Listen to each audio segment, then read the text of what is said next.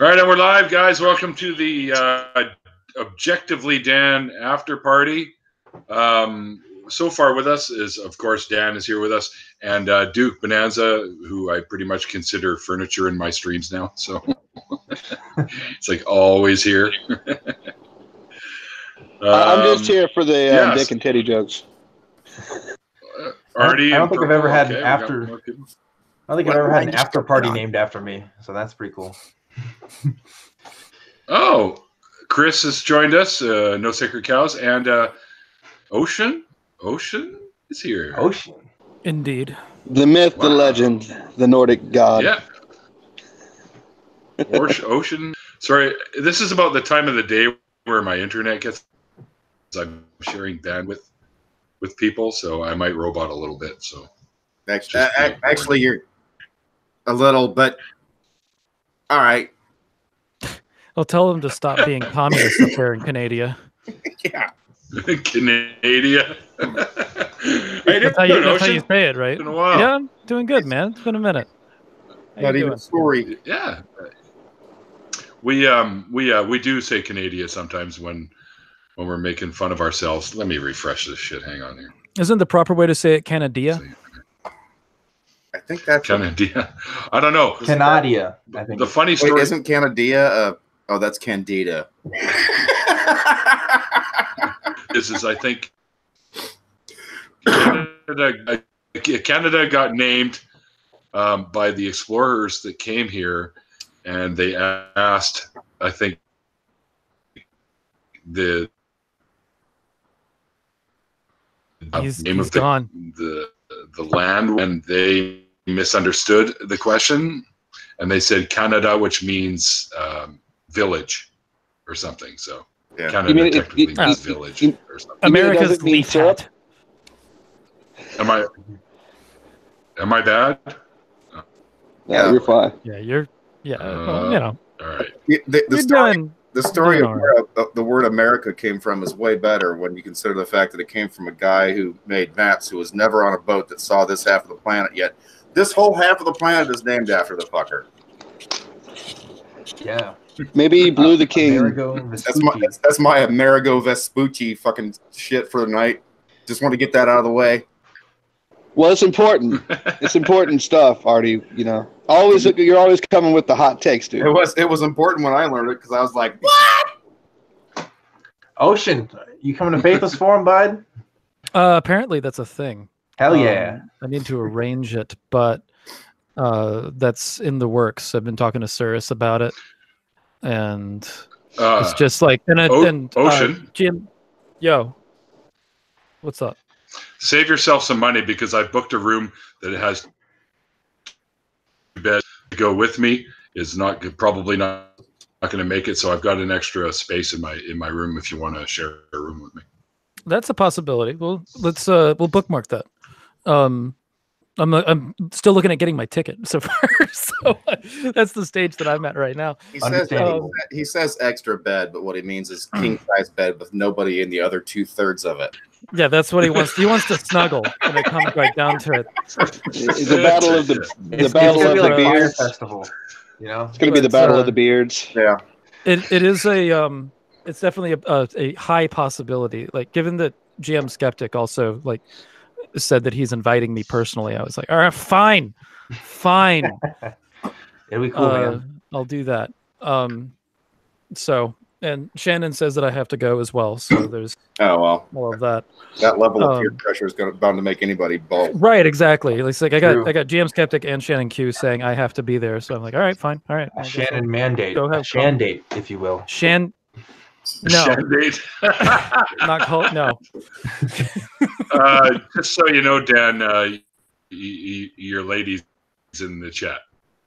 Oh, yay, Christy! Woohoo! Hi, Christy. What's up, Christy? God, I wish I could make it to freaking Faithless Forum. That'd be awesome. Christy will be there, so that'll be. Well, I agree. Well, I was going to, but every year they do it. Every year they do it during my daughter's spring break, and I only see her a couple times a year. So, you know what I mean? Like, I'm not going to go to Faithless Forum when my daughter's here. Is Is it being held in the land of good water, or where is Faithless Forum this year? It's the center of the earth in hell. Dallas. Oh, Michigan. It's getting held just outside of Funky Town. Yeah, it'll be in No, Dallas, man, it's in Dallas. Yeah. Yeah, that's close enough to hell. Dallas. Yeah, the inferior Funky Town. That's what we used to call Fort Worth. The west side of Fort Worth. What exactly would be the draw of Dallas? It's literally Deep Ellum is awesome. It's literally where GM Skeptic lives, and he organized it. That So does make sense. Yeah. Although VidCon is in LA and neither of the Green brothers live there. Of course, it makes sense that they wouldn't have it in Montana, but the other Green brother lives in Indianapolis, which would make that a hell of a lot closer for me to fucking get to. Yeah. I live 120 miles from here. I got a shout out here. Chrissy's like, I got a shout out. Yes. She's great. Where did they hold it last summer? Same place. Same center. I thought it was in Arlington though, not Dallas. Nope. We're using the same facility that we used last year. Okay. Yeah, that's what I meant. Children's Theater, I think is what it's called. Same facility. Like That's what I meant. like it's a fucking bathroom. No, in fact, it's the same quality. Yeah, that's what I meant. We're using the same facilities as last year. Yes, we found the flushing was really impressive, and Actually, Everything just goes down. Like it's great. it was Case full of golf balls, straight down the line.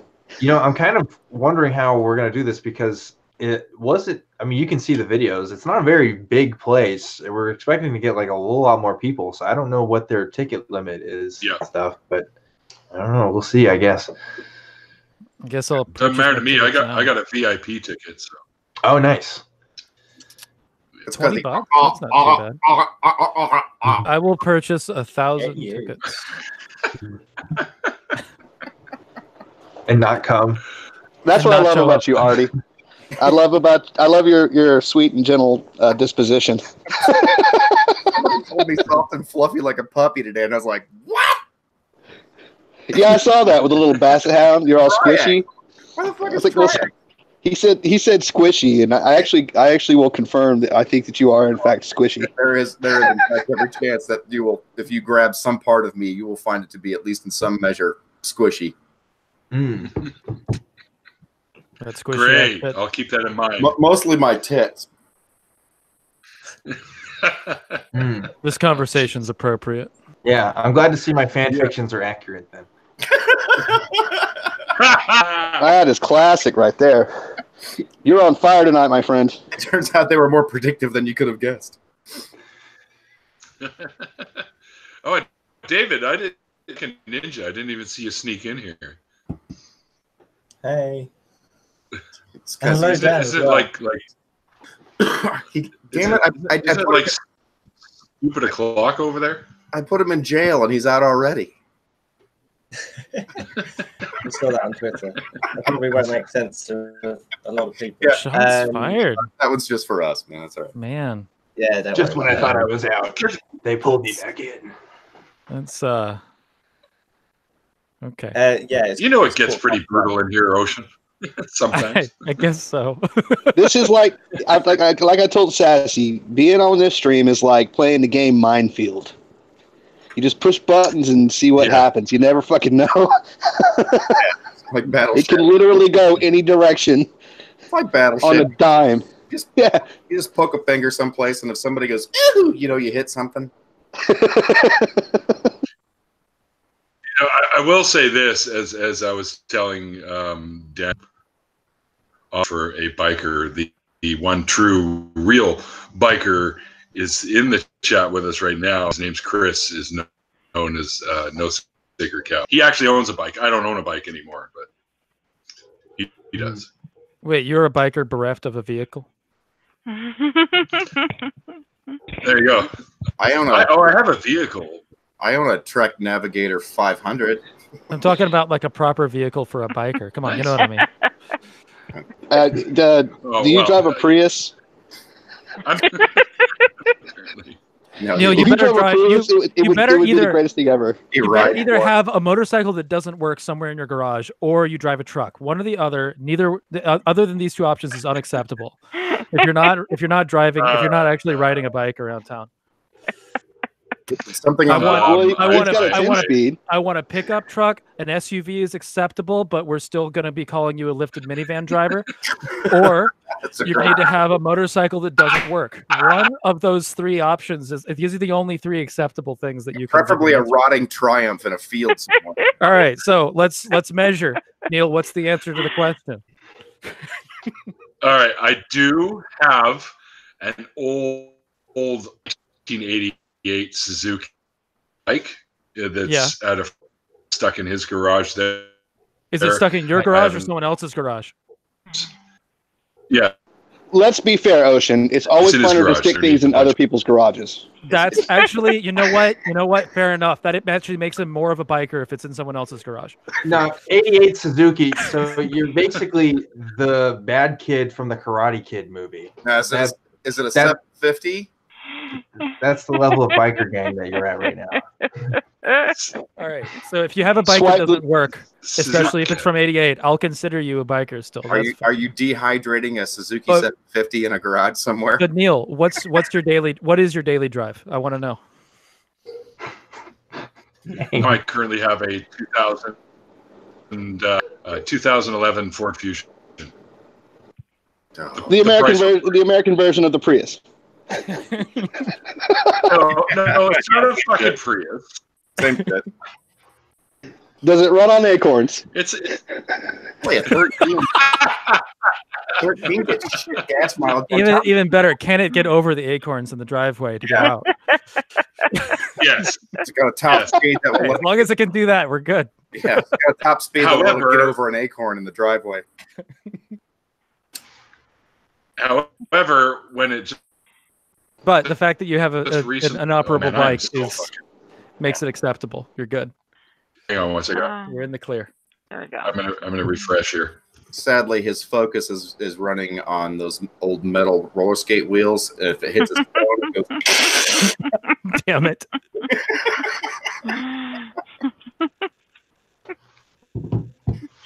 You're awful, Artie. You got Hi, guys. We're all terrible people. It's true. Yes, well, this is objectively true. Yes, it is very objectively true. Rather than Awful people. subjectively. I don't know, guys. I threw that out there for Dan. If you're not grounding this in God, I don't know if you can say it's objectively terrible. Just so you guys know, I don't know if you can do that. I don't know if that's possible. Is this another one of those Dick in the Dirt references from last week? I don't know what's going on, but I'm just letting you guys know about objectivity, since you're a bunch of fucking atheists. I thought we were It needs to be an actualized actualizer. Without the actualized actualizer, there can be no objective truth. Exactly. So I don't know how objectively terrible it can be. You know, just saying. It's an awesome old mother voice that you've got for saying. Grandma Ocean. Exactly. I'm gonna bake you cookies. You sound like the woman who explains why she's not giving out candy on Halloween to the kids that come. Excuse me, I just want you to know it's a health hazard for us to give you chocolate just out of random people's doors. I don't know if that's safe for you.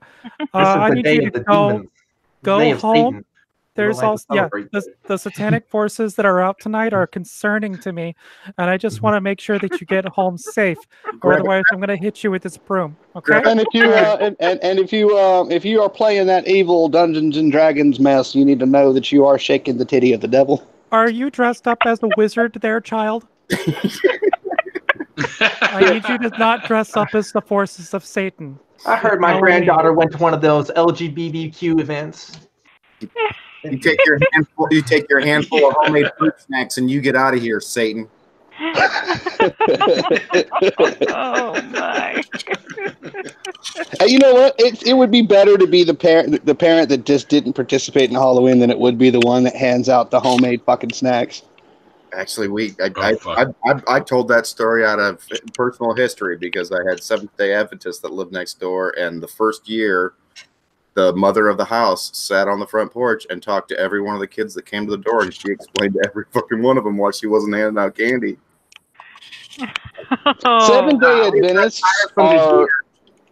Seventh-day Adventists are really, really strange. Like I grew up in an area of Texas called Joshua, and I think it's just west or east of Joshua, there's a town called Keene that is owned almost exclusively by Seventh-day Adventists, like the whole town. They have a Christian school there, and they are strange birds. I almost got arrested for running around the park in Keene with a head full of acid one time. A head full of acid. Yes, we took this really good gel acid. But that's wonderful. I took some really good gel caps, and we had a very good. Well, we got in trouble because it was a duck pond, and the male ducks were harassing the lady ducks, and so we were trying to chase the male ducks off the lady ducks.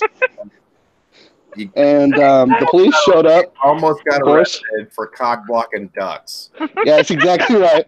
And so the police pulled in, and my buddy literally runs and dives into some bushes, like under the like street lamps. It's like he just saw you, stupid. So I have to go talk to this police officer, and his face is shifted in all kinds of different directions, and there's lights and sounds coming from the aether that aren't normal. And he's like, I got some reports. There were some guys out here molesting the ducks. I was like, no way, man. Every day's Earth Day.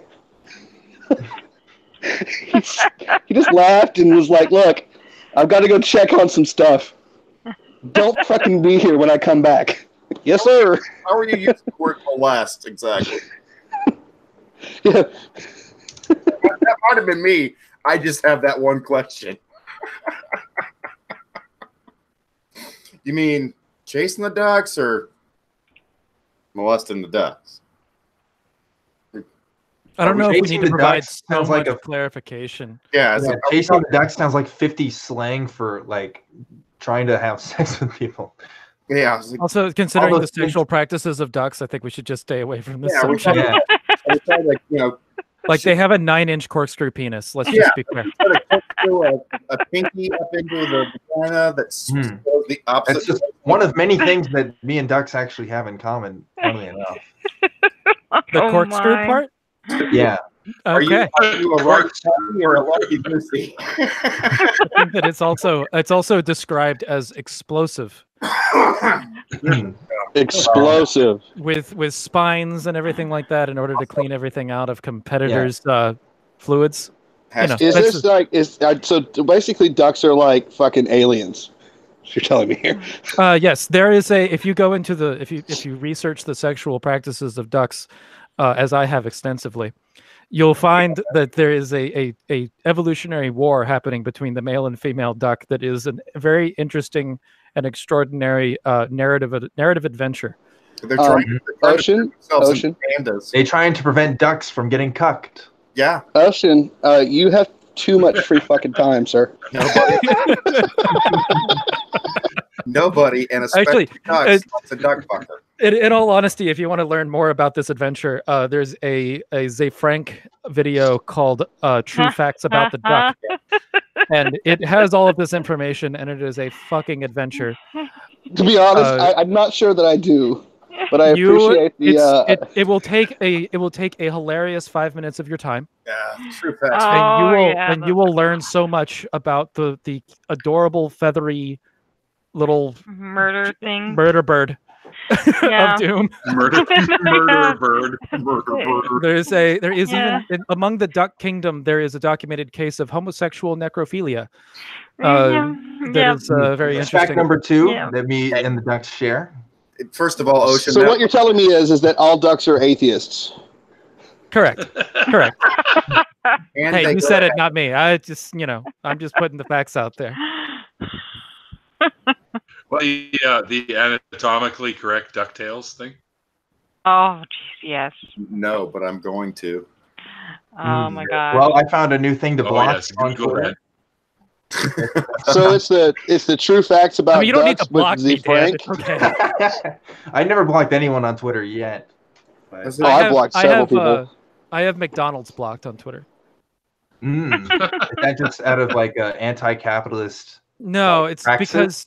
because they showed up on my feed with promoted next to them about 6 times, and I just got tired of seeing Big Macs. I'm not really I haven't been to a McDonald's in like what could be measured as years now. So like, why the fuck are you advertising to me? Go away. They want you to come back, obviously. That's pretty much it. But I'm just like, no, blocked. Ronald, Dude, let's be honest. I mean, think about it. I don't want that fucking clown looking into my soul. To Ocean's Twitter, just here's how he stays. Well, it's way less. It's way less invasive than putting subliminal messages on pop music CDs.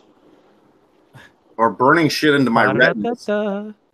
See, I'm more interested in Arby's when it comes right down to it. If I'm going to go to a fast food restaurant, I'm going to hit up speaking of how about the Whataburger? Sonic. Whataburger. Now, see, I live east of the Mississippi, so Whataburger just doesn't exist. East of Eden is what I say, because the garden is right here, my friend. There's a Whataburger in Jacksonville, Florida, dude. I went there the other day, and it made me think of my youth because I grew up on Whataburger as well. Those freaking breakfast burritos or taquitos. Oh my god! You guys have Whataburger. We have Waffle House. Waffle House is great too. It's the savior of the South. If Waffle House is closed, then there's a real emergency happening. I think that even FEMA has that measurement of whether or not a Waffle House is open in a general area. If you're ever bored on a really early Sunday morning, go to a Waffle House just to watch the employees fight. Okay, so I got two good Waffle House stories. Well, I'll just tell one of them. I went in. I went in. The moment that I walked in, a chair was thrown at me. Like I walked in the door, and a chair just like flew. It was not intended for me. It was intended for another guy that was near the door. I just happened to walk in at the wrong time, and the door missed me by about 2.5 inches. Slammed into the window next door, and then I saw a security person tackle somebody, and I was just like, did I walk into a Waffle House or like some fucking club? Like, I don't know. Did I just wander into a saloon? Not the first. Did I just wander into a saloon in the Wild West? Not the first time Ocean's missed something by 2.5 inches. I just want to. Oh my stars! I don't even know what that means. Gauntlet thrown down. I think he's saying you need a shoehorn. Just shoehorn. It's always 2.5 inches short of getting it. I have hydraulic equipment for the anyway. So a penis pump on your own pump. No, just to get it off the ground. Anyway, so the other story for Waffle House is I was walking out, and I got in between two people that were pulling guns on each other as I was walking. You know that little. What? Like, this is unbeknownst to me. What? Same Waffle House, by the way. Nice. Why do you go to the same Waffle House more than because it's the one that is closest to me, and damn it, I have 2 stories from this. So, like, that little atrium in a Waffle House where there's like you walk in one glass door and then you walk through this little area and there's another glass door. Like, yes, all these. So I walked into there.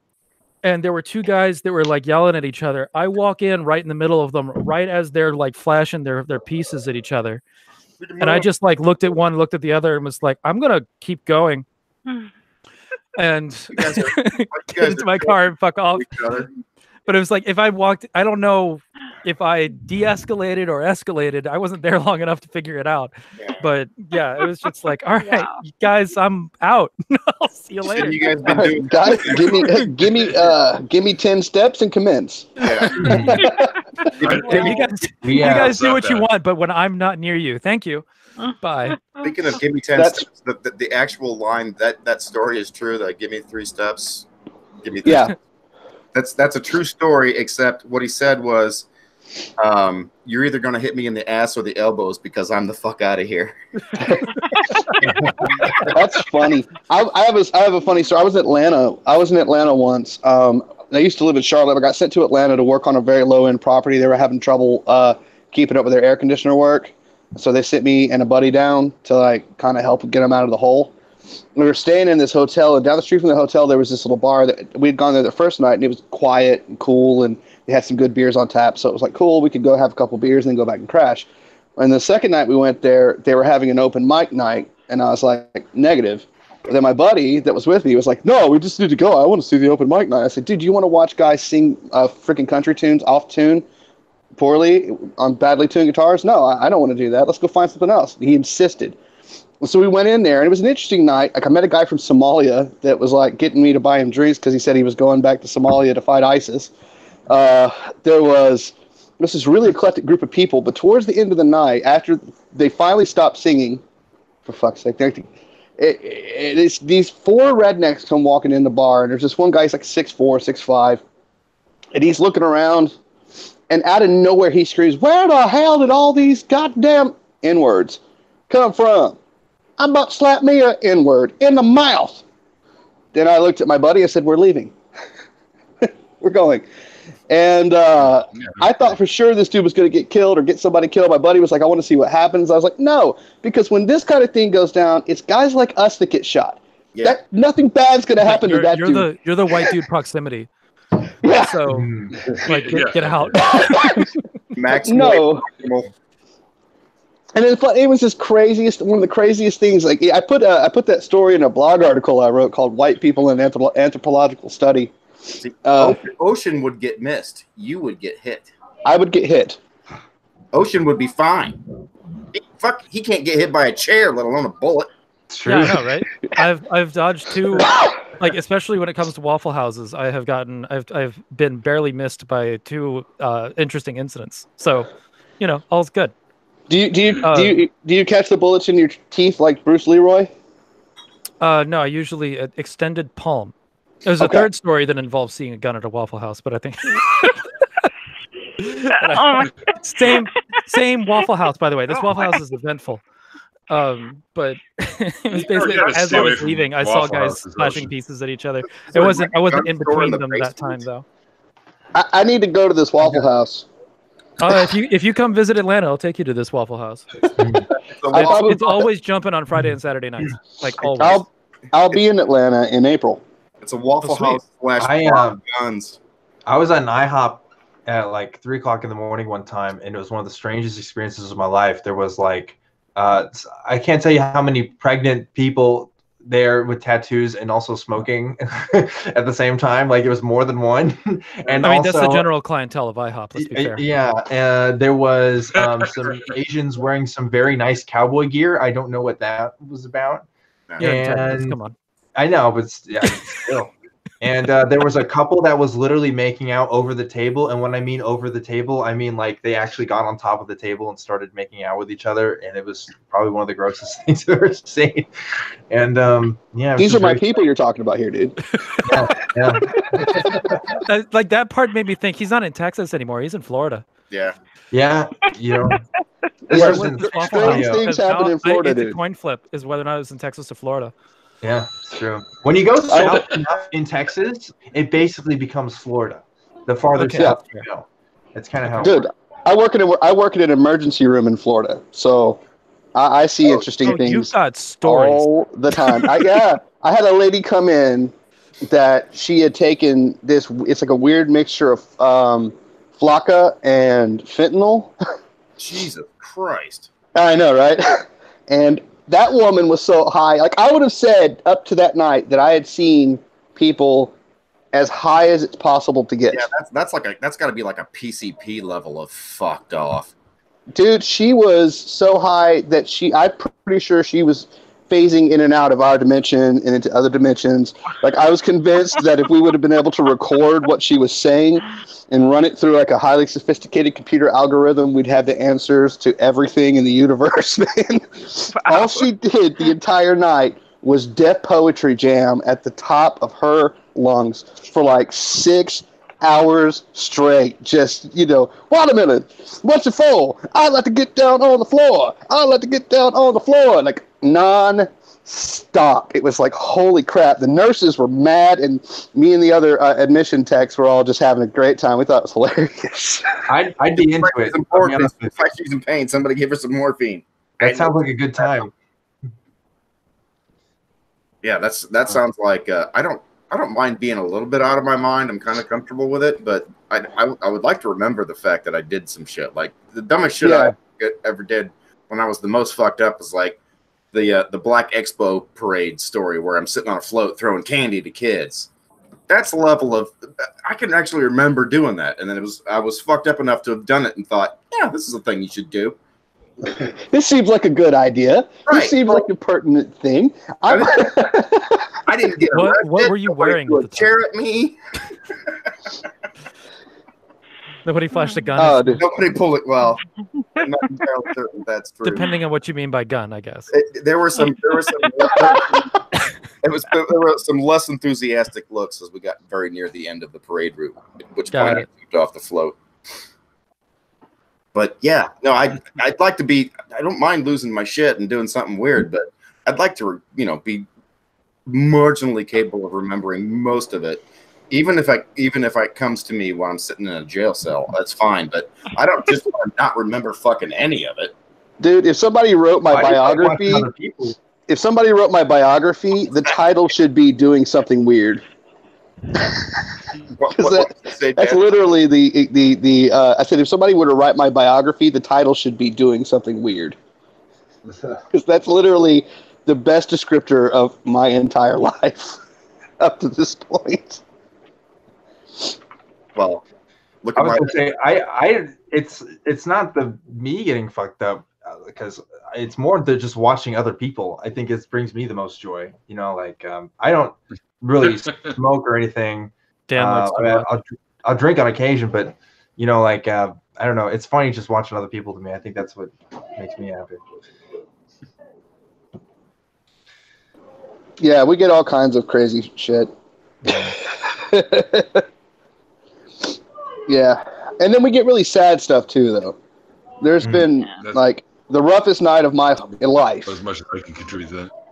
The roughest night of my entire life happened at the ER here. So it's just, you never know what you're gonna get, man. Because the interesting thing is that you get I always make the joke that I'm going in to check neurotic hypochondriacs into the emergency room all night long. That's essentially what I do for the most part. But then, you get people. The funniest thing, you'll get people come in and they'll be like, "You're like, what's going on?" They'll be like, "Oh, I don't really know. I just don't feel right." And then you get them in the back and they code. They just drop. Jesus. And but then the people that come in screaming and bloody hell and making a big scene, they're there an hour and then they're sent home. Yeah, they ripped out a hangnail and it tore up to the knuckle. Yeah. You were talking about the worst night of your life, and I was trying to remember mine. Ocean, do you remember the day that we met? What was the date on that one? I'm kidding. That was a joke. No. That was a joke? Yeah, it was a joke. Yeah. I'm sorry. Everybody likes Ocean. It's true. He keeps going after me. I'm going to start going after him here. You're the only one I know really well here, okay? I'm sorry. You're as likable as Billy Ocean. Oh my God! What's wrong with Billy Ocean, dude? You have a problem with Billy Ocean? No, dude. I said as likable as Billy Ocean. What's not likable about Billy fucking Ocean? Oh my God! Get off my ass! Nothing's not likable about Billy Ocean. You seem to be channeling. You seem to be channeling some anger here. You seem to be channeling. I feel. Tell me about your mother. I feel nothing. I feel like I started this. This is my after party. I'm sorry. I did everybody wrong. No. Like I said, you just never know what's going to happen in these things, dude. It's not you.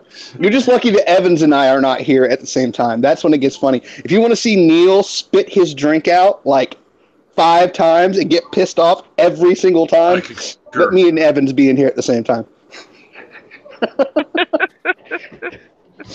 He always gets mad. We're always like, dude, we warned you in the past. When you're here with us, watch when you're drinking. What were you gonna ask me, Ocean? What's your current status on street epistemology? Are you interested in performing it still, or are you? What's your kind of and then with respect to the ACA and all that stuff? I was just out of curiosity because we've had some conversations on that, but. Yeah, as far as going out on the street and having conversations, I haven't really talked with Mark about that. It's been thrown around, but hasn't been any serious planning. Right. It's so far it's just doing the call-in show. you know. Yeah, we talked a little bit about the approach of street epistemology and what my thoughts of it were. Are your you said that you were interested in kind of reforming some of those things. Is that still like a thing, or is that as far as reforming your thoughts on street epistemology? No, about you you reforming street epistemology in Oh, general. me reforming street epistemology. Okay, that's what it sounded like you were wanting to do. I don't know if maybe I'm wrong. Well, like in a sense, I have a different, you know, like I consider I like the idea of street epistemology as a practice for people to employ with just everything that they. Well, okay, so I take that back, because the way that it's been working for the past few years is people are saying, oh, this is a thing you can do with other people, like whenever you want. And I like to. I've been thinking about differentiating that as far as like, oh, SE should be specifically like an activism thing, and whatever we do when we have conversations with people, we could just call that Socratic questioning and stuff. I think that, like, when you do it in a way that is, and you've heard me harp on this, that I think that if you do SE in a way that I think is like genuinely honest, it's not SE anymore. It's just Socratic method. And I agree with you on that. And so, like, on our recent podcast that me and Anthony did, we actually talked about this very issue. We had a guy who is an expert on Socrates, philosophy, PhD guy, and we kind of talked about this. I felt like I didn't get to. I was kind of late on the conversation. Something had happened that day, and I didn't get to talk about everything I wanted to talk about, because I'm in the same boat as you, Ocean. I think there is a real distinction there that we kind of need to talk about. But because SE kind of has the brand that it does, you know, I just say that I'm doing SE, even though really I like to say it's, you know, Socratic method stuff. Honestly, I think that I know that you've been saying SE a lot, but I really don't. Well, you said it a lot tonight. You said it a lot today, and you also on your show you mentioned SE. Like I mentioned it as a practice. I've seen like little bits and pieces of Truth Wanted, and I see SE mentioned like in the spots that I've watched. Maybe I'm catching only the times where you mention it, but I don't know. But anyway, I don't always do SE on the show though. Well, no, I know that's kind of what I'm getting at. Like, I talk about it, but I don't always do it myself. Right. And what I think that you could probably do is start saying that you're doing the Socratic method rather than doing SE. Like, just start saying, like, you know, guys, we don't have to do that. We can just say, hey, we're using the Socratic method. And rather than trying to use this whole new phraseology that has some problems with it. Because I think that, like, a lot of the things that are problems with SE, from Boghossian's standard to Magnabosco's standard to your standard, once we get to your standard and you're stripping away a lot of these things that we both agree are problems, it's a different animal now. It's just Socratic method, which is even older and more established, that you could probably just say, hey, look, I'm doing Socratic method, guys. You know, does that make sense to you? Like, am I? Yes, it does. You know, it's kind of like, you know, and that's kind of the thing too, because it's not just me that has to agree on that. It's everybody else in the SE community.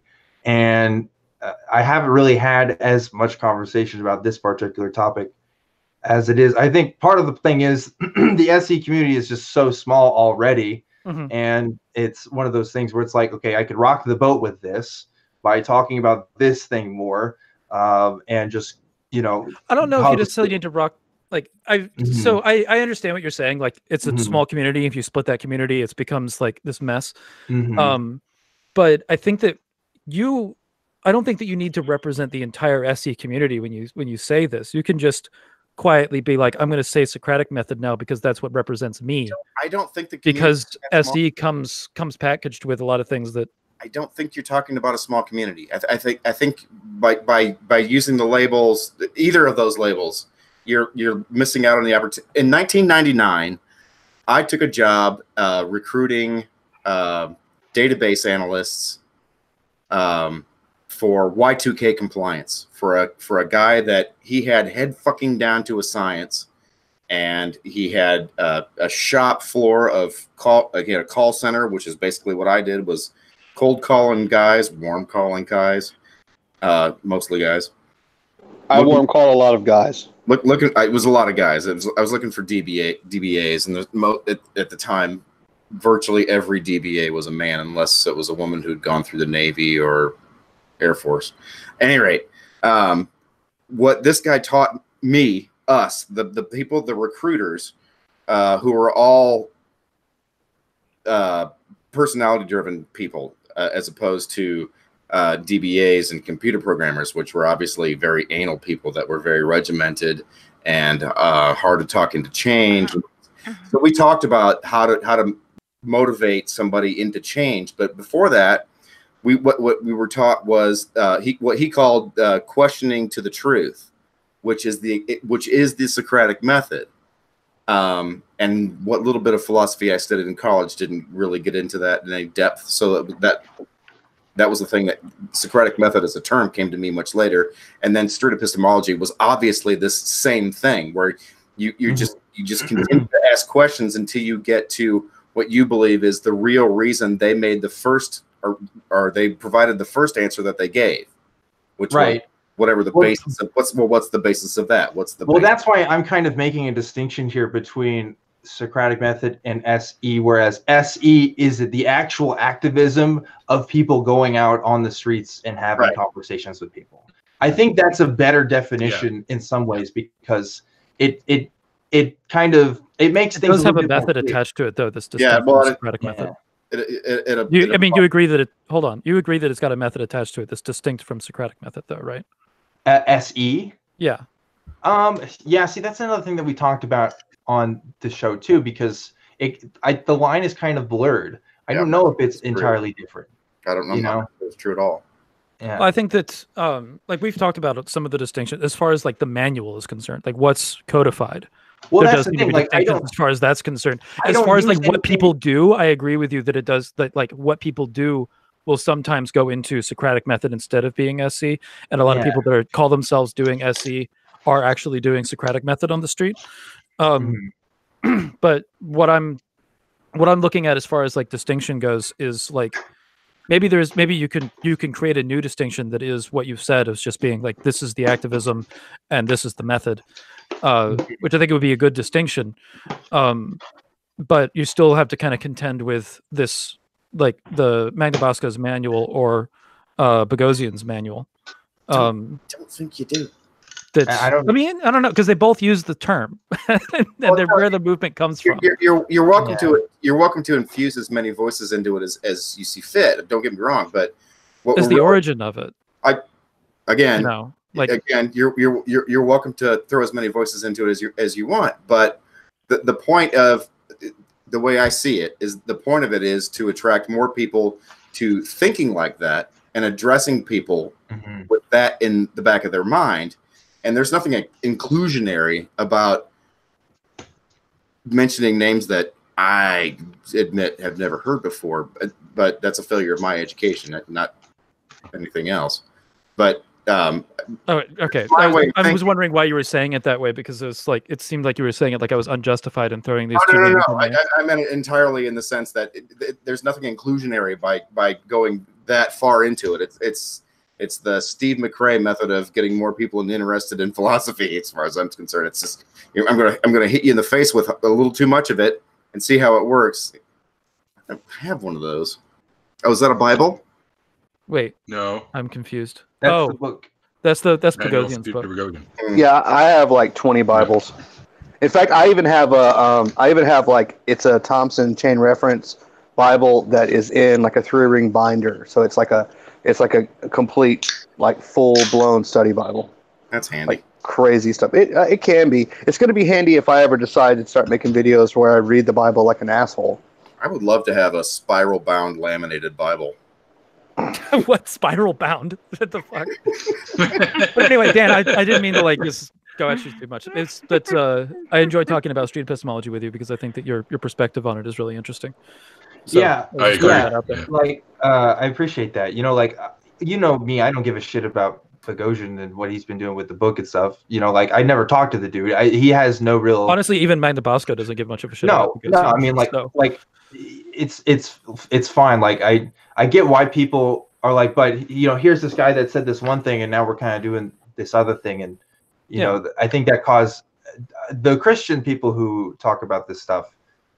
Really, that's what they get at a lot. They're like, "Oh, look at Boghossian, look at what he tried to do." And I think it is kind of a problem that's kind of built in, unfortunately. And it seems like no matter how far the community tries to distance themselves from that founding text, you know, people can always point fingers at it because it's right true. there. But yeah, I don't care. I'm at the point now where it's like, call it Socratic method, call it SE. Do whatever, you know. I think that the solution of getting away from Boghossian's book will be to change the name and call it Socratic method, and then be honest about it being the Socratic method. Which but then people could say, "Oh, well, this was changed from SC because they wanted to," like, you know what I mean? Like they're still I mean, then you can cite this conversation and be like, "Oh, look." It's like using the philosophical definition of atheism versus the colloquial definition of atheism. I don't think that's what's going on. I feel like it's the exact same thing. No, we're looking at like this is like movement study, and what you're talking about with colloquial, it's like it's more about definitions. I'm not necessarily worried about like definition of SD. I'm talking. You know, about I'm looking at like where it came from, where it's founding from, what the lineage is of this idea and movement is. And I studied. And then there's also differentiations between the different incarnations. I studied just enough sociology that I'm looking at it from the point of view of the impact of what's being said and the counter arguments that are created when it's perfectly legitimate for a Christian to go at an atheist and say, well, you're not an actual atheist. You just don't believe that you don't believe God can. Let's see, I agree with the Christian. Right, because oh my God, I'm one of those like philosophical dudes. Right, I know, but you were obviously a philosophy wonk, and that's fine. I don't care. Yeah, I'm just saying. I mean, I also think that the colloquial is fine. It's just that I think it's frustrating when there's cross talking. That's all. One thing, Ocean, that we talked about as a potential difference was we were like, well, maybe SE, the distinction between that and Socratic method is, you know, we're interested in people's beliefs and confidence in that belief. Whereas Socrates, you know, maybe touched on that, but he was kind of also interested in finding out like objective truths about reality. Like he wanted to figure out like the real definition of justice. And he was also interested in finding out why people think the way that they do. For sure. And getting down to the reasons why people justify certain things. That's what Socratic method is usually. Yeah. Like, there's the objective truth aspect of it, but I think that when functionally what people use Socratic method more is to figure out like why people think certain things, why people justify certain things, and it can be used in the courtroom as well to find out like to get into that, which then leads to objective truth about like crimes and shit. But the Socratic method, as far as getting into justification strips, I think is more valuable than the confidence aspect. I think that when you get into the philosophy ideas of why people believe certain things or how they're justified, confidence isn't necessarily like a huge factor in the discussion. It's more about and that's what the justification is. But you see, that's why I'm making the difference, right? Like SE, we're interested in confidence levels and why people believe in stuff, and like what is going to make the differences in that respect. Whereas Socrates may not have been as interested, you know. So I could that was one avenue where we talked about a potential distinction. One thing that I think is really interesting with on that, and this I think this is where we get into like the fundamental difference between the Christians, atheists, and then like, you know, when you get into like pagans and shit, is Christians seem to be like, you need to have absolute 100% confidence, which is the reason why the confidence conversation becomes relevant when talking to a Christian, is that they need to be 100% confident. They use their faith in order to make themselves confident in some situations, and that's where SE is like actually kind of getting into a digging at something that's real there. With atheists, though, it seems to be like, well, because you can't be completely confident, you must be like almost dogmatically not confident.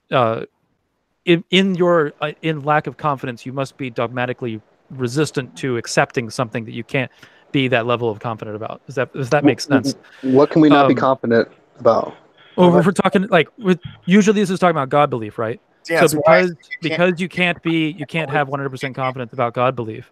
You can be justified in holding it, but you can't be 100% confident about. Therefore, it must be not like rejected or lacked of or lack of belief in it or something. I don't know exactly how that's approached.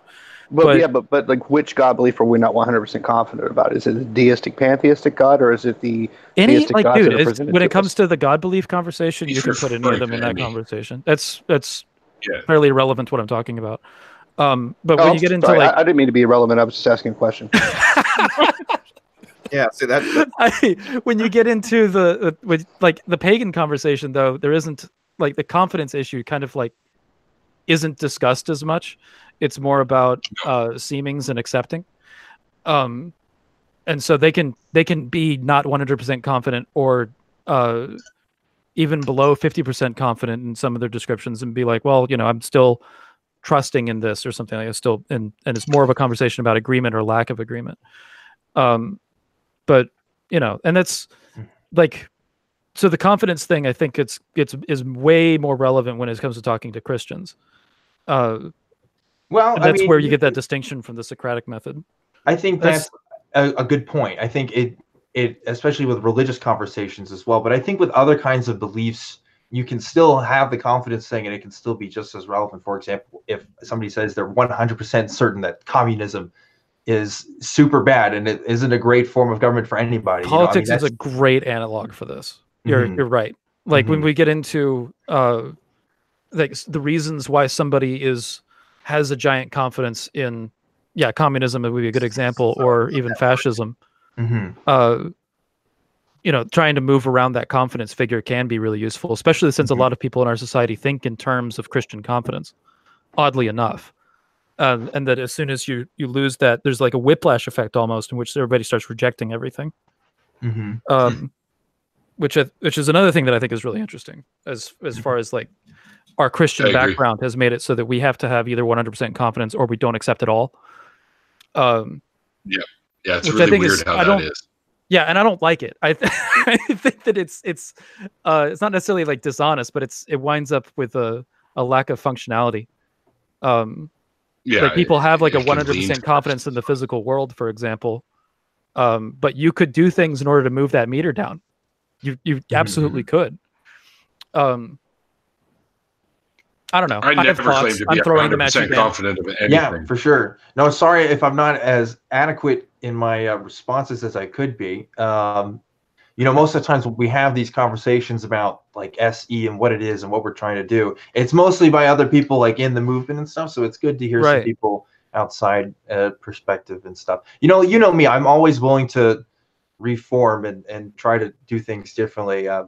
Even with Truth Wanted, like I said before, like I wanted it to be, I use SE, I talk about SE and I talk about how great the other people in the SE movement are great, but I do think if you get down to it, there are some philosophical distinctions there that could be problematic as far as labels go and stuff. And especially since you're using the word epistemology, right? Yeah, I mean that's that's a thing too. I think, like I said, I am more interested in the praxis definition, like the activist definition, which is it's my own invention. Did you just say the word praxis? Yeah, for sure. I'm throwing out the labels. Pagan. What are you? I was thinking in more of a Marxist sense, but yeah, for sure. Okay, all right. Pagans use praxis a lot, so yeah. But anyway, I think. Yep. As long as people are having these kinds, the general gist of these conversations, I'm happy with that. And even this is a good conversation to have about this. Like you're examining my confidence about, or my my understanding of something that is deeply held to me. I see is something I do a lot, so that's good. I'm glad that we can talk about this kind of stuff. Yeah, I mean, I like these conversations, especially when there's like a back and forth and we're treating each other fairly. So that's always good. That's the only way to do it, in my opinion. Yeah, same. I've gone up against. Shut up. I've gone up against some pretty interesting people, we'll say, where it didn't always end up as what's the word I'm looking for, as amicable as we are. You always end up where somebody ended up getting overheated and shit was flung at the fan and all that, So and I hate it when that happens. But I'm like guilty every of it conversation myself, between me and Neil, we just wind up yelling at each other. Yeah, every time. Every time. I don't think we've ever had an amicable conversation ever, Neil. Like, what the fuck? Anybody ever has with Neil ends up with somebody shouting at Neil. What? Lies. You're such a contentious atheist, Neil. You really need to calm down. Yeah, I absolutely imagine about halfway through every band rehearsal, everybody is screaming at Neil.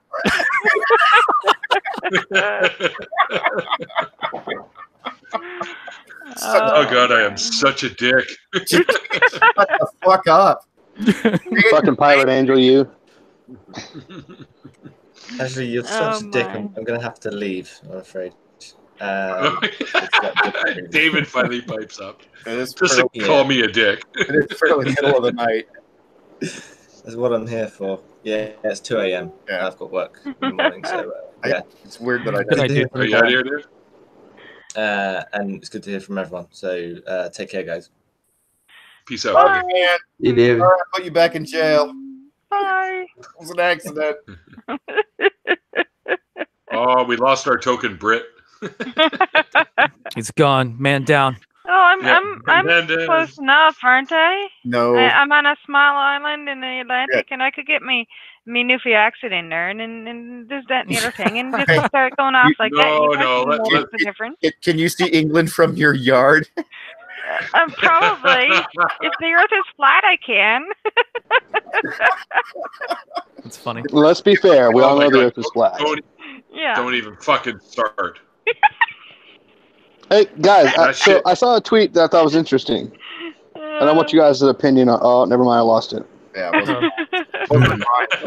Anyway, I want to close out the SE conversation by saying to Dan real quick. Yeah. I appreciate what he's doing with it, and I think that as you know, the more conversation that's had about it, and the more like, especially self-examination within the SE community, I think is positive because it's good that there's an openness to reform and to refine the system and make it more honest or make it better. So, yeah, I can't speak for everybody else, but for myself, I felt like my way of coming into the community is so much different from other people, and I feel like in that sense, I kind of see things differently because I started on the other side of the conversation, you know what I mean? And it's kind of like I think some of the I could not do what like Anthony and a lot of these other guys do for the years and years that they have out on the street and stuff. I think it's great that they're able to do that. But it's when you're doing that and you're doing that for so long, I think it is true that you can kind of be set in your ways, kind of,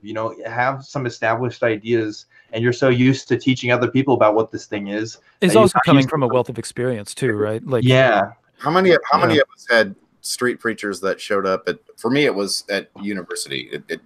Every Thursday we had I forget what we called him, Bible Bob or whatever the fuck he was, and he had a script and he had like maybe 10 of them that he would rotate as he came back through campus, but he focused on fornicators because that's a fun hose.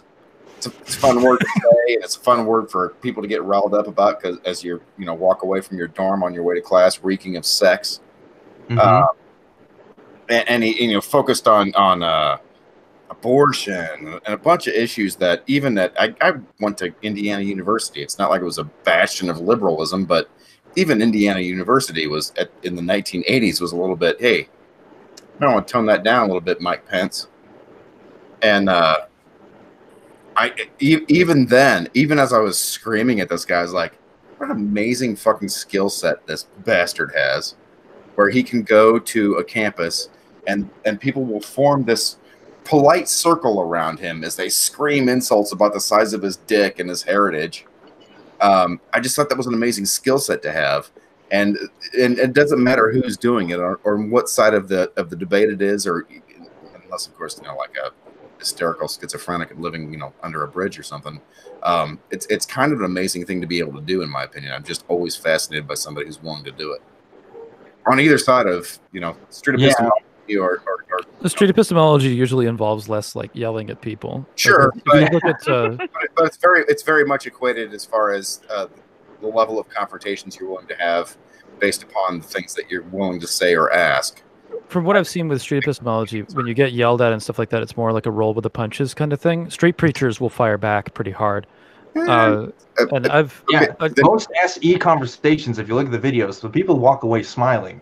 You don't see that with a lot of, street preachers. And when people get aggressive with you, you don't fire back as an SE guy. Like that's Absolutely. the one of the keys to it. It's you're basically approaching it like a Franciscan monk. I'm not about your beliefs. It's about the other person. Yeah, my appreciation is for the willingness to have that conversation openly with anybody within earshot, happily listening along, regardless of what you have to say, which is part of the reason I fuck with people in public, which I think is amazing. But I don't I don't involve myself in conversations necessarily in public that go on at length. Certainly none that start with me, because that's just, I'm fine doing that shit on Twitter because I don't have to actually look in your eyes. Yeah. In real life, I play defensive pretty commonly. Like I've had a lot of these conversations in person. I don't get out of my bedroom very much. So. Oh, I mean, I guess I do, but I I do get asked about the Mjolnir fairly often, and then it sometimes will come up, and then all of a sudden there's a conversation about polytheism that happens.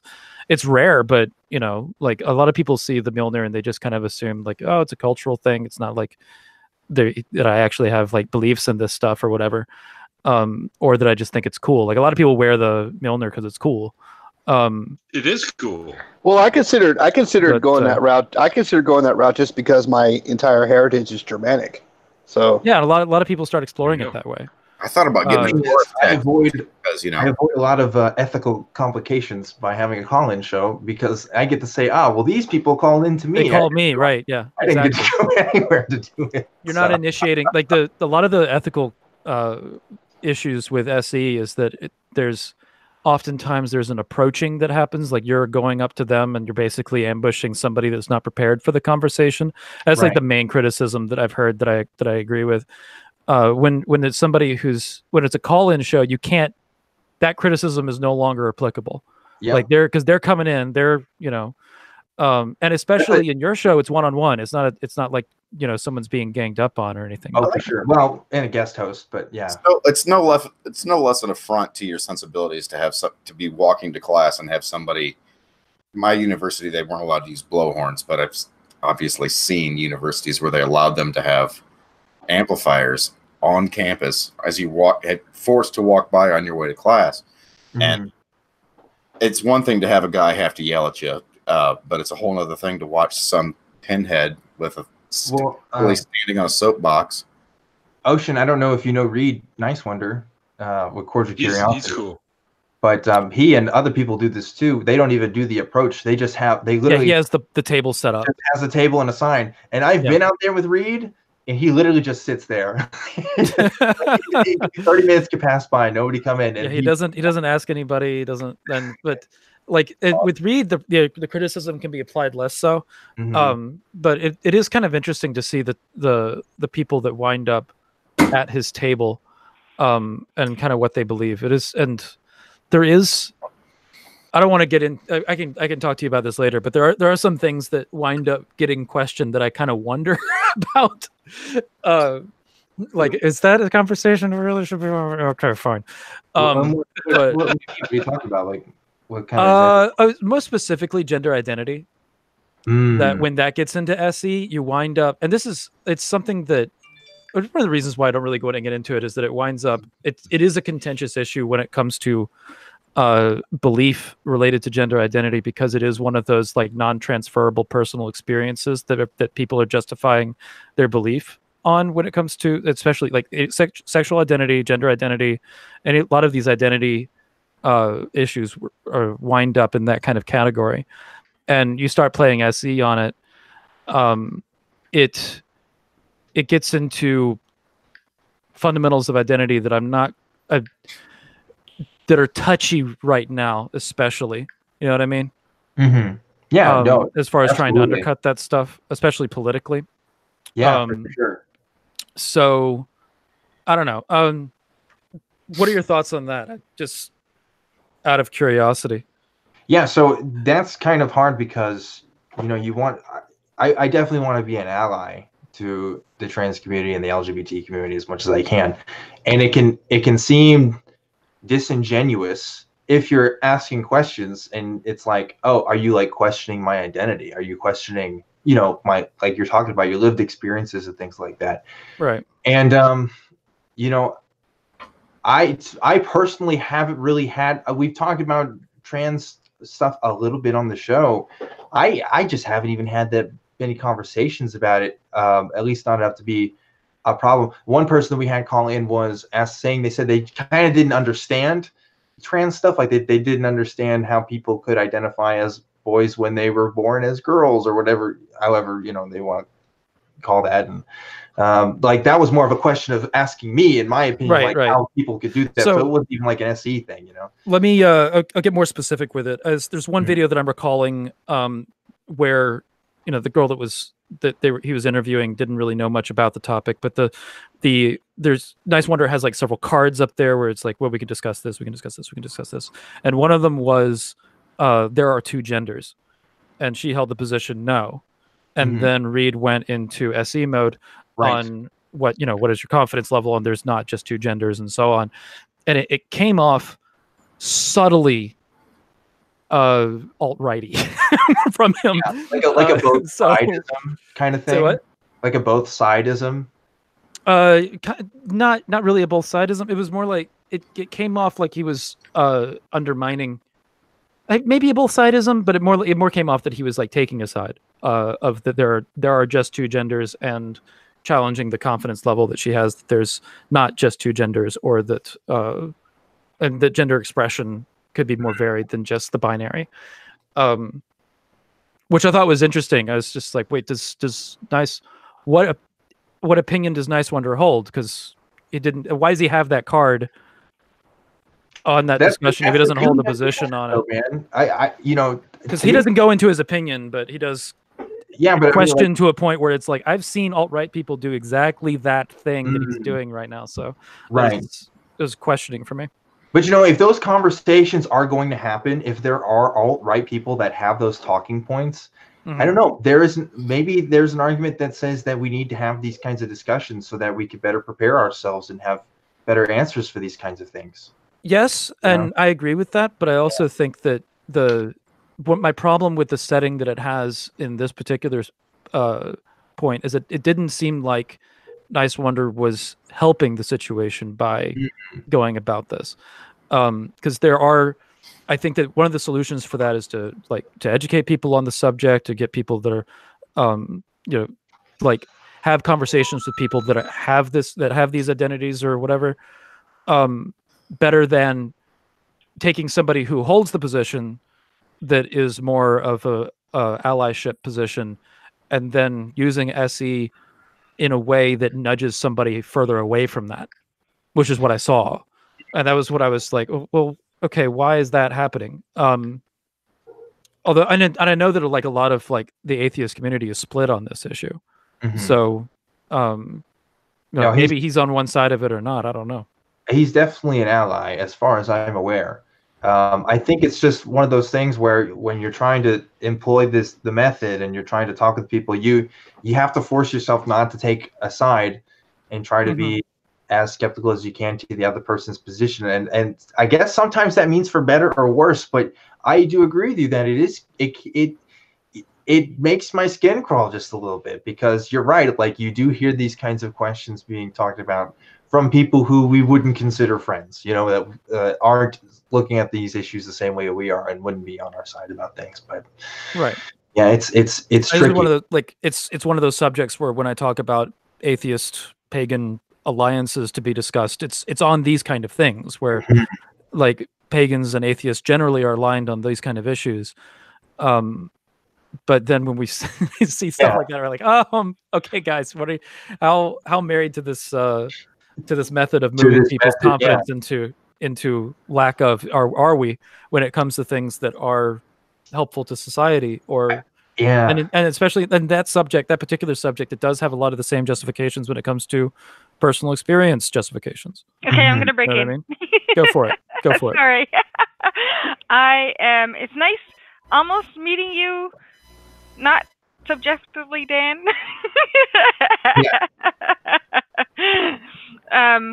You guys have a wonderful night. I'm gonna take off. I need to do my usual stuff at this time. So, Hey, Nadine. Yes, honey. Love you, baby. Love you too. It's good seeing you, Nadine. It's nice seeing you guys. Have a wonderful night. Take care. Take care. Nadine. Bye. Yeah. So for my. Oh, sorry. Did you want to say something? Yeah, I'm just going to budge in real quick here. I'm currently on Patreon right now. About to start the support, brother. Yes, dude. I really appreciate it. Yeah. Honestly, is your Patreon on your on your YouTube page? There should be a link to it. Yeah. If not, you can find it on my Twitter. No. Do I follow you? What's your Twitter handle? It's just patreon.com/truthwanted. Truth Wanted? Okay. Yeah. Well, no, because I just had a slot open up. So there was somebody I was supporting on Patreon, and I'm no longer supporting them. So I just had a slot open up. That's what she said. But go ahead. Go ahead, Dan. What's up?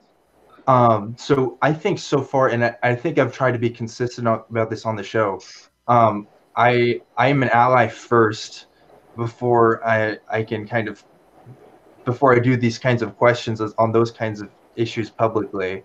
And I think the comfort of the person to me comes first before these kinds of questions and stuff, because I do want to be as ethically responsible as I can be. And I think, if I felt like the conversation could go that direction, I know for myself, I personally wouldn't steer it to become a talking point for someone that doesn't support my views and isn't acting in good faith. To say, I obviously, as you know, the atheist movement is very diverse, and the people might say, no, we got to stick to the method and go for it. But I think for myself, I think, I probably would want to be an ally first, which is something to think about, I guess. Yeah, I studied, like when I said earlier that I'd studied just enough sociology. I actually have an undergraduate degree in it, most of my because you're an underachiever. Yeah, it's weird that I most of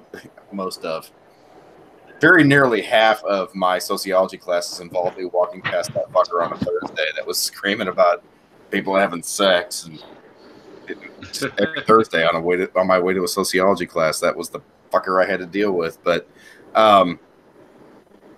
my sociological education ended for all intents and purposes in spring of 1991, and there have been some interesting changes to some of the focal points of what has become modern sociological concerns, and a lot of that involves labels.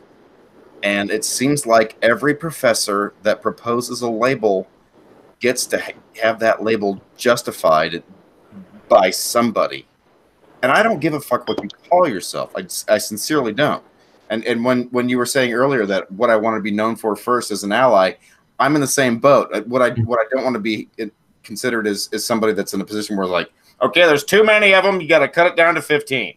Mm-hmm. But yeah, I don't like. I fit lots of fucking labels at this point in my life, and I am not remotely concerned with identifying with any of the labels that apply to me, because as far as I'm concerned, I'm just living my life, and I'm 50 years old. I don't need a fucking label at this point. And it seems that a lot of people do. And what fascinates me is that the need for labels seems to coincide with the increased, I hate to blame it on video games, but you get this huge menu drop down, and you're like, in any circumstance, not just video games, but you're used to computers, and you hit a drop down menu and you have choices. And I feel like future generations, including most of yours and younger, are kind of demand to have that kind of a list that my generation and those near me just didn't fucking have. It was never important for me to identify myself as a straight male, except when confronted by I had one had a lot of gay friends, which frustrated my dad. And I went to a gay bar and walked in, and a guy right at the Label door. matters at that point, right? Right. Yeah, exactly. I walk in with a friend of mine because he had just closed his gay bar, and we walked across the street to the other gay bar across the street that stayed open later, and walk in the door, and he's introducing me to friends of his, and one of the guys is a little forward with me, and my friend says, you know, don't worry about Artemis, or don't concern yourself with Artemis. He's my token straight friend. And this guy kind of sidles up to me and he says, well, he just hasn't touched the right dick. And I was like, you know, you do need a deep dicking. I said, you're probably it'll change your mind. I said, you're probably right, but by your logic, you're just one swamped pussy away from being straight. And he dry heaved and walked away. And I was like, wow. Holy like crap, I said, I want to be an ally first, but yeah. There are limits to everything with everyone. And while I'm not demanding that there be, you know, we don't have to cut it to 15, but do we all have to be known by every label that we are capable of self-identifying with? Or can we get by without that and be just as happy? Sure. There are times where labels are needed. I agree. Yeah, I agree with that. I think there's times when labels are needed. And I think there were like we're seeing that a little bit in the anti-theist debate that Duke and I are talking about right now. Because I know that Dan, you've probably seen what how me and GM Skeptic wound up accidentally getting involved in that. Or maybe not. Anyway, I'm not sure. But, it'd be good to have a conversation about. We can do. I can like throw a bunch of stuff at you if you want, Dan. Well, but, you know, I've never called myself an anti-theist, and it's a lot of that is because I know people like you, and the humanist side of me first says that there's I'm going to use the word praxis. There's a thing that we have to do as people first before, like, if everybody in the world became atheist, that's great, but that's not, I don't really care. I want people to be happy with themselves, and I want people to live lives that aren't harming and obstructing other people from getting their stuff done. And unfortunately, that's what, I mean, a lot of Christianity is a problem for that, which is why I've been outspoken critic of Christianity in particular. But, you know, I also recognize that realistically, I'm never going to convince everybody of the things that I believe, and that's a good thing. And, you know, there comes a point where you just kind of have to let things go a little bit, you know, and have a beer with people that you really like. And just have a good time together, and that's you know, like why I want to support. I'll talk to you. World's population and Neil. I'll shoot you a couple of messages on Discord land. I think that there could be an interesting Truth Wanted episode dealing with anti-theism if you wanted to have that conversation. I'll call into that. That'd be cool. I think Duke. I think you agree with me. I hope you find that I agree. I think that we agree. No, I think that I think we agree. Duke identifies as an anti-theist, and we still wind up kind of agreeing with each other. I think that Dan probably is closer to me. I think there's a spectrum, obviously. Yeah. But then you've got it goes from like people like me and possibly Dan to you and Cirrus and an inane dragon, and then you got people on the other end of it, like Nightmare Fuel. Or me. Like I think Shannon is closer to us than Nightmare Fuel, I think, but she still uses the identity. Yeah. That's funny you should say that. Fuel. It's like way over. It's funny you should say that because Nightmare Fuel is the Patreon that opened up for me because I stopped supporting his channel because of this conversation. As a result of his behavior towards an Inane Dragon. And I've seen him bite people. I've seen him bite people in the atheist community one too many times, and I've overlooked it. But like, Inane Dragon is a very good friend of mine. Yeah, and he's a fucking flat out anti-theist. I mean, there's no question. Asked him if I'm mad at him like at all, or mad at Nightmare Fuel, and I'm like, not for what he did to me. I'm mad at for what he did to Inane Dragon. I'm frustrated with what he did to Godless Iowan. I'm frustrated with how he's painted my attitude towards them. Like that he painted my attitude towards them as if I was calling them out for their anti-theism or hypocrisy or something like that, and that's not what I was doing. I'm actually trying to have a productive conversation. Nightmare Fuel wants to shut that down. There's not really any palpable hypocrisy to be had there. You know, like it's the same thing when because I called Nightmare Fuel out flat out on Twitter, and his response to me was that if I didn't like that video, I would really not like the next video, which I guess is alluding right, the to next him video is where I got frustrated with him for how he was painting me, but I also didn't really feel the need to clarify it because A, it would give more attention to it, and B, I think that the what I said speaks for itself in the context of it, and the people that I was referencing, they know what my intentions were. So, but what's more important is that he went after Godless Iowan and a named dragon in a way that was completely unfair. Well, I haven't watched the second video. The first video is the only one I saw. I basically unsubscribed and walked away from the situation. The second video focuses on Godless Iowan. My avatar is literally me sitting on my porch. It's an interesting conundrum because, like, I was called a porch atheist. I'm still called a porch atheist, but I've been called a porch atheist so many times. And to me, like, I don't even get that. Yeah, I get called. That doesn't make any sense. Oh my god. No, if you like, look at my fucking timeline, look at my goddamn Twitter feed, and tell me I'm a porch atheist. Like, I am like, it's like you literally wake up every morning mad because somebody said that about you, so you set out with your first tweet to prove them wrong. Dude, fucking the Red Pill Religion crew once, Inane Dragon and I were like, why do you follow us? If we piss you off, if we piss you off so bad, why do you follow us? And they were like, and in his exact words, two of the most virulent fucking anti-theists on the platform. Why wouldn't we follow you, right? But with some people in the anti-theist community, you are one statement away from being fucking verboten forever. It's just like all you have to say to get people really fucking angry is, I mean, I'm not totally opposed to people doing what they want to do. Like, you know, if they're not hurting other people, then what's the problem? And then boom, you're a fucking porch atheist. You're apologizing for religion. It's like, dude, you're not paying attention. Yeah. No, I'm just not being mad at my own fucking family and people that like them. No, for sure. That's always the way I frame it. You know, it's just like I just know too many Christians. I just know too many religious people, and it's like these are my friends and family, and this is. But I view anti-theism not as an anti-person thing. I view it as an anti-idea position. Well, that's why you got to use the term anti-theism rather than being an anti-theist. Yeah. Well, if I say anti-theist, it's perhaps it would be better to change it to anti-theism. But when I say anti-theist, it's more of a referring to yourself as an individual. Thing. Right, as an individual. Yeah. It's not about saying I'm anti-people believing. Anti-theism, I am an anti-theist. Right. So I'm opposed to theistic belief because I think it's false.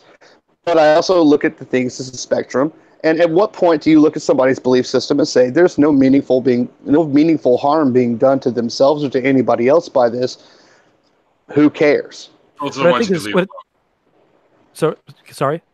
I said those are the ones that, as long as they're not, anyone can believe in goofy shit. I mean, I did too at one time too, right? But as long as there's no harm being done, ultimately, or most importantly to yourself and to others, then who gives a shit?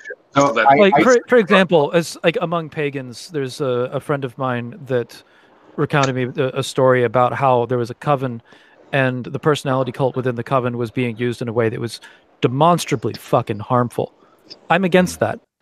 Like as a pagan, I am against the use of beliefs in such a way that is going to be harming people.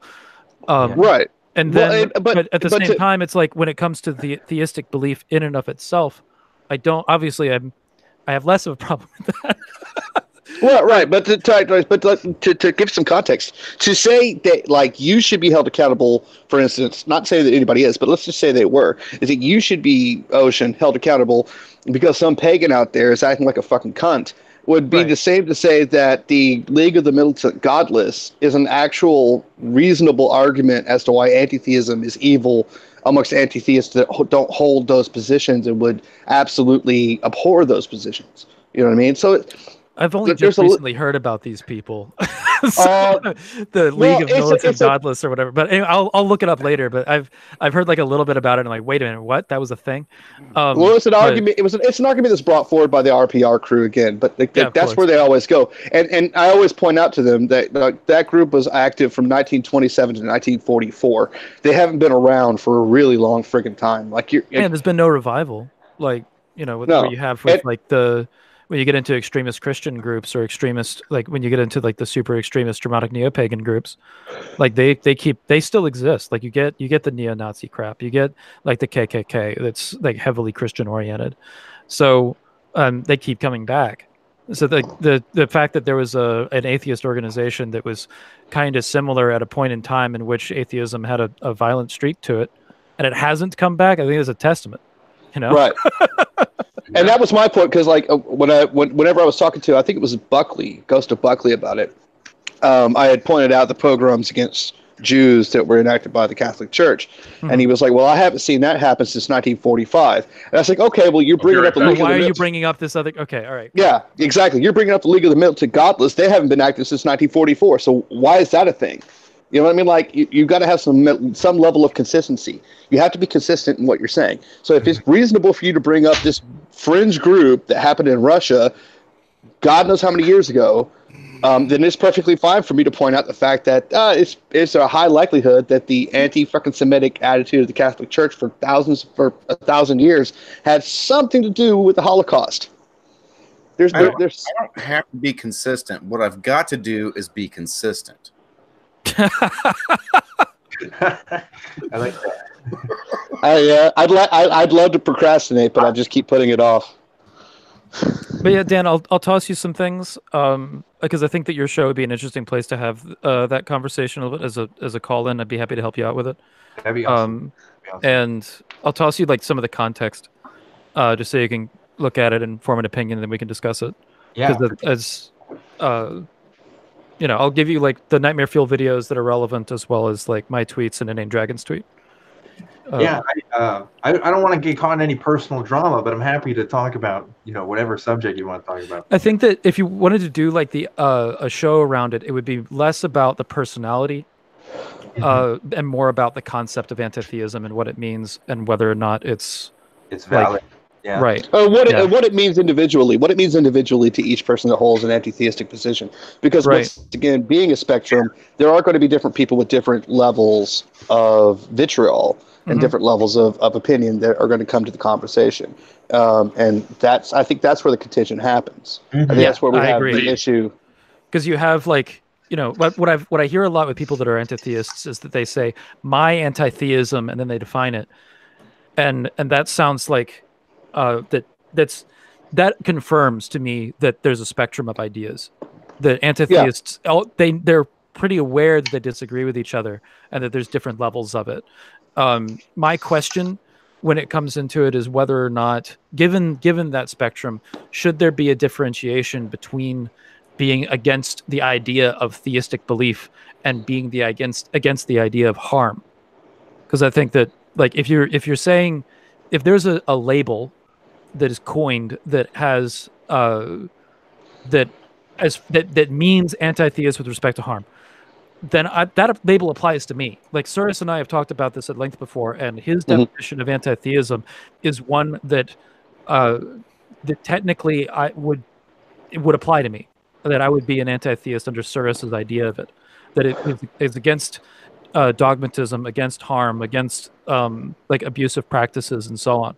But isn't the idea of like personal belief? Okay, fucking sign me up. But I do. The thing that gives me some trepidation to it is adopting a label that is widely understood as meaning against, politically against the idea of religion's existence. Yeah. So. Right. So I would define anti-theism for me to be the position that theistic belief is false, and as it being false is not good. But that I would use harm to justify my level of opposition to any theistic belief. Right, and that's a completely different position that I would disagree with. I wouldn't be able to call myself an anti-theist under that definition, but I can reconcile that with Cyrus's position and say, you know, your position and Cyrus's position can work together and understand each other, and I would be behind that working together. But you know, there's the understanding that I wouldn't is be able to important. work with I wouldn't be able to adopt that label for myself, given some aspects of definition that you provided. You know what I mean? Sure. Yeah, and I wouldn't expect you to any more than I would find it reasonable for you to expect me to, you know, adopt a polytheistic label, right? Right. Because we don't believe the same things fundamentally. Right. So fundamentally, it makes sense that we will disagree on the theism concept of the conversation, but that we could come together on the harm side of the conversation.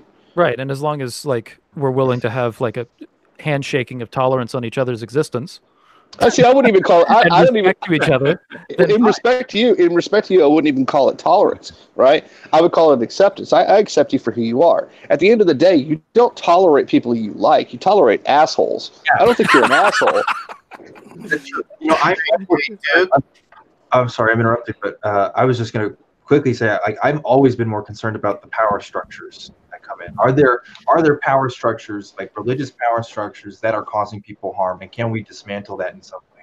You know, for Christianity, I would say yeah, power structures. Exactly. I mean, yeah, there's the occasional neo-Nazi groups and stuff, but it's not like a spread, you know, thing. What I'd say with respect to power structures is, and I've been involved in multiple pagan groups, and I've seen multiple pagan groups that from the outside as well. In addition to that, and what I've seen is that pagans can be like pagan groups, and most pagans are independent, but pagan groups can be prone to cult of personality problems. And given how prevalent I think it is, Neil's probably seen this, where you get like people that wind up being venerated as almost a prophet. I feel like a whole bunch of us that I know have watched that happen. Right, but more than once in the last 6 months.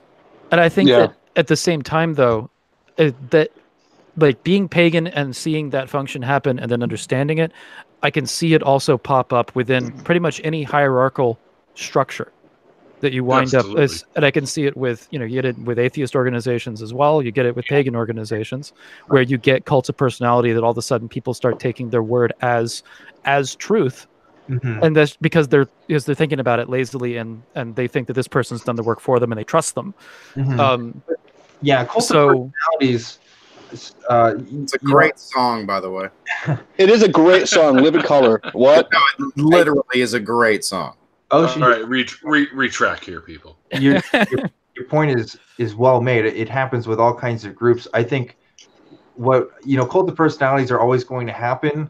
I think what I'm more concerned of even is like, what are the systemic causes? Are there deeper systemic roots that allow for more control over things that happen? You know, like with Christianity, there was like a manifest destiny. I don't know. That's an example I'm going to bring up where that's something within the religious structure itself where it's causing that to happen. Whereas cult of personalities, I mean, that's a natural psychological human thing. Right, but it doesn't, just because it's a natural psychological human thing doesn't mean that it's good. It also doesn't mean that it can't be combated. I agree with you, but like a theology that's not doing it. You know what I mean? Right. That's something that's not directly connected with theology. You're right. But what can happen though is that I think that in the case with cult of personality, it's not necessarily theistic belief that makes it heightened, but any ideology will make it heightened, because we see the same kind of thing happen with like communism. Without differentiation, we see it happen among atheists, among pagans, and among political movements where we get these same problems. Tiny little groups fixating.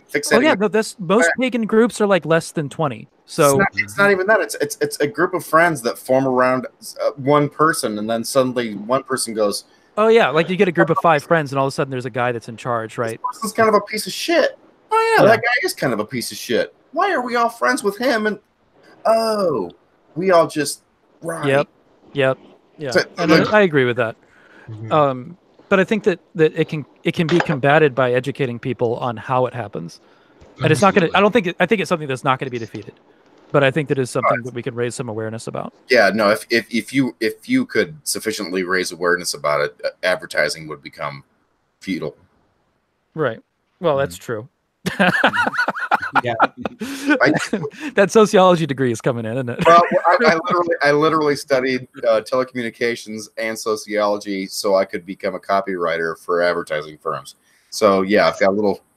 Yeah, there you go. Nail on head as far as like your background goes. That's why I say I think about how does that thing affect the biggest group of people, because that's kind of how I'm fucking wired.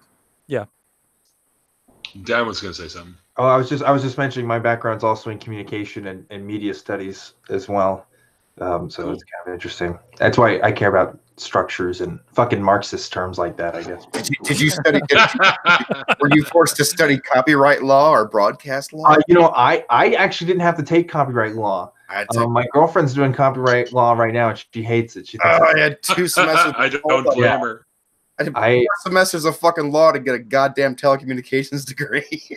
Yeah, I didn't have to do it for some reason. It wasn't required at my school, but I didn't have to take any for chemistry, so it's all good. There you go.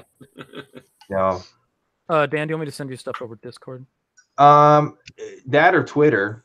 You want to, whichever. Yeah, I'll message you on Twitter. That makes sense. Okay. Cool. Well, I gotta go here now. I gotta feed my dogs and do some. I gotta wrap shit up anyways because I'm expected elsewhere in about 20 minutes. So Don, it was a pleasure to meet you. In Ocean, it was a pleasure to spend this much time actually speaking with you or listening to you talk. I'm sorry, I didn't mean to. It's all right. It's usually me. I just got set back and go, oh. Some of my favorite hangouts are when Ocean's in here because him and I see a lot of shit eye to eye. So I like hanging out with Ocean because he doesn't just fucking circle jerk me. He challenges me on things, and that's pretty good. I like that. So. I fucking roast him, even though. Dan, I'd also like to apologize for circle jerking you. I absolutely refuse to apologize for circle jerking anybody. Thank you. Duke has that's what Patreon is for. Exactly. Oh yeah. By the way, Dan, I committed to a $10 a month Patreon. Whoa. Yes. Also, and to subscribe to your channel. I didn't even know you existed. So here I am. I just found out about you. Dan's I subscribed to your channel. Like chill people in the atheist community, and I like that he's around, and I like that he's making a splash. So that's why I wanted you on my channels, simply because of that, because of your laid backness, which was very similar to my laid backness. Because I mean, Ocean can tell you too. I'm pretty chill, and my conversations usually are pretty easygoing, right? So Neil is the first person that openly identified me as an atheist activist. Neil's fucking great. I want Neil on Truth Wanted pretty soon. Neil is criminally undersubbed. Like, this channel is fantastic. His approach is fantastic. He's a great guy. He's like literally amongst my best friends. Got fantastic like, he's hair. Fucking fantastic dude. So I just want to real quick before I go, because of your donations, I'm officially, as far as Patreon dollars, I am the #3 supported show now. Yeah, at the ACA out of 9 shows. See? There you go. So, fuck. But put you over the edge. Here's the breakdown. Okay, like AXP, it's like 1,000 an episode or something ridiculous. Talk Heathen gets like 600, and I think now I'm at 52. So real quick, push the shit out of that so you get some more though. Real quick, Dan. I know you have to go, but can you stick around long enough after Neil shuts the show down so I can talk to you about something real quick? You know, you can converse with him on Twitter too, right? Yeah. I know I can, but it would just be easier to do it now. Yeah, real quick. You can talk to me right now about it. It's cool. Say no. I'll hang on for a minute if you want. No, not live. Oh, I got you. Okay. Well, then let me bring this to a close. Once again, Dan,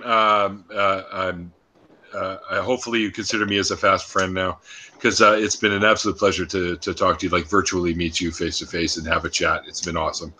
And I can't tell you how pleased as punch I am that Ocean decided to jump into this swimming pool. So, because he's always fun to have around. And appreciate that, man. Yeah, no worries, man. And Duke, of course. Well, Duke's fucking furniture. Artie's practically furniture too. So, yeah, but I'm more handsome than Artie. Are you? Okay, sure. Are you? Right. Yeah. How about the two of you arm wrestle to settle that? How would we know that about you, Duke? All right. You guys just can it for a second because I'm closing out the show. Thanks everyone for tuning in. As I forgot to mention when I was actually one-on-one with Dan, is I had links to both his channels, his personal channel and Truth Wanted, in the description of the original deconversion video. So if you want, you should absolutely go sub to both of his channels like I have. So, and if you can, become a patron, because this kind of support helps people like Dan and myself. I'm not a Patreon guy yet, but I will be once I hit 1,000 subs. So it really is a big deal. It helps us get through stuff. It helps us create better content. It helps us in multiple ways that we can't even describe to you guys. So I highly recommend becoming a Patreon of Dan for sure, for Truth Wanted, because it's a fantastic show, and it deserves way more people subscribe to it than he currently has. But anyways, thanks everyone for tuning in. And you know what I always say at the end of these guys, it's called faith because it's not knowledge. We'll see you guys next time.